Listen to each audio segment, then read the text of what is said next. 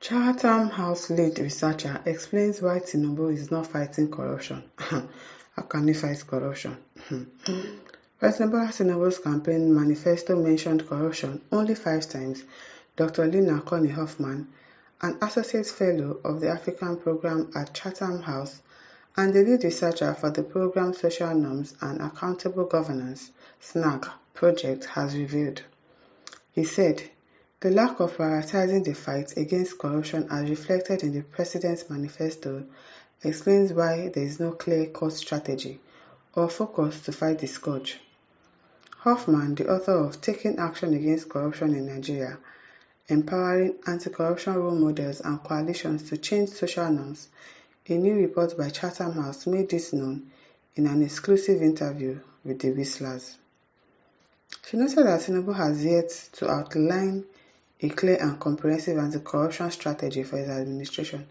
He cannot fight corruption. What he's doing, is it not also corruption? Person wey do something that is corrupt, can they fight corruption? It's not possible now. It's not, so it's not going to fight any corruption. Nigeria currently ranks 140 out of 180 on Transparency International Corruption Perception Index, CPI. We even try. We no carry the overall position, reflecting persistent governance challenges. Hoffman described the country's consistently poor ranking as a result of weak accountability mechanism, inconsistent implementation of anti-corruption reforms, and widespread public distrust in institutions. Nigeria's ranking on Transparency International (CPI) has been poor for many years. It has only marginally improved on a few occasions in the past decade, probably during the decade of Yar'Adua or Jonathan. That is when it was transparent. But now, transparent. I beg you. Such a consistently poor ranking is a reflection of the inconsistent implementation of anti-corruption reforms, weak culture and mechanism of accountability, as well as how people perceive and experience institutions in Nigeria, Hoffman told the Whistler. She acknowledged that Tinubu has, at times, recognized corruption's negative impact, citing a speech delivered on his behalf by Vice President Kashim Shettima. However, she pointed out that Tinubu's campaign manifesto lacked substantial focus on anti-corruption efforts. Of course, it's going to lack. What do you expect? Hoffman further explained how corruption could undermine Tinubu's key economic reforms, including tax policies, which his administration has prioritized. I note in the report that President Tinubu has acknowledged in a speech delivered by VP Shettima the negative effects of corruption. However, their campaign manifesto mentioned corruption only around 5 times, and is yet to articulate a coherent and comprehensive anti-corruption approach that will be implemented by his administration. In the report, I discuss how corruption can undermine the effectiveness, efficiency, and impact economic reforms his administration, including tax reform, says it is prioritizing, she said. The Chatham House report launched last week revealed that at least 60% of Nigerians distrust Tinubu. 60%. Are you sure it is even correct? Reflecting widespread dissatisfaction with governance. We are so dissatisfied though. That 60% safe. I don't think it's correct. Maybe like 80% or 85%. The study, which cited a survey conducted in collaboration with Nigeria's National Bureau of Statistics, NBS, highlighted increasing skepticism towards political institutions, particularly the presidency, federal government, judiciary, and police. Add INEC to the list, plus INEC too. The survey, which polled 6,400 households across multiple states, including Adamawa, Benue, Enugu, Kano, Lagos, Rivers, and Sokoto states, as well as the Federal Capital Territory, Abuja, found that trust in the government remains alarmingly low. That is in Abuja, where they say that your minister is working. They still voted him, that they do not trust him, and that they are not really doing anything for us in this country.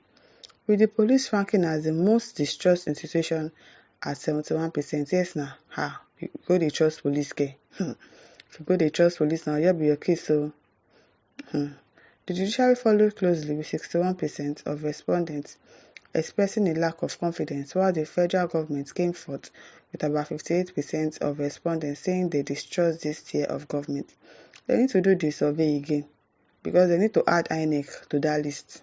And these figures, bro, to me, is not correct. They need to do the survey again. It is well. Zakaria Jata says, can corruption fight corruption? Exactly. Can somebody that is corrupt fight corruption?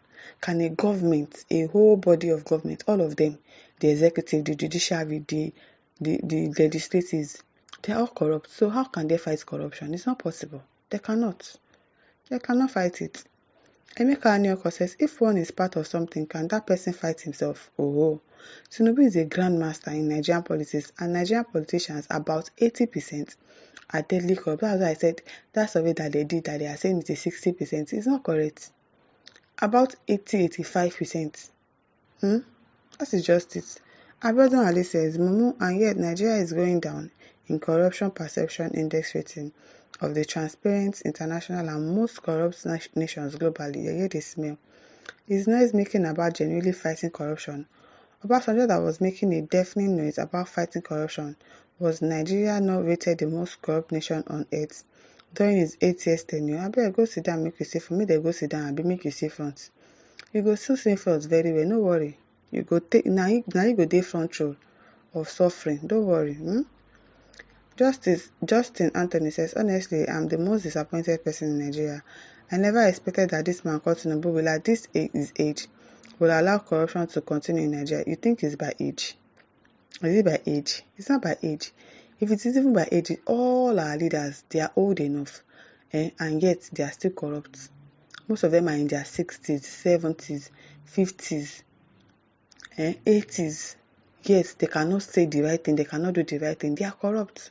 So it's not by age. It is not by age. Even the Gen Zs, the Gen Alpha self, they are better. And they are the ones that would really help us to fight because they don't fear anybody. They are so outspoken and they are fearless. And maybe they are the ones that will help us and save us from these people. Like somebody like Rai, the Gen Zs. They talk, they get confidence very well. Then they fear. Adeba Amati says, Oga Wise Man, please come and help us fight the corruption, sir. He's coming. John Oke says, corruption is a political breakfast in Nigeria from presidency, National Assembly, judiciary, INEC to state and government. Yes, so it is everywhere from top to bottom. Corruption is everywhere, even to the people living in the country. Even we ourselves, we are corrupt. That's just the truth. You go to the market, you go and buy something, you pad the thing that you are selling. So the corruption has eaten deep into everybody. So it's going to be difficult to root it out. So my listeners, over to you. Leave your thoughts in the comment section. Don't forget to like, to share and subscribe. Thank you for listening. See you some other time. Bye.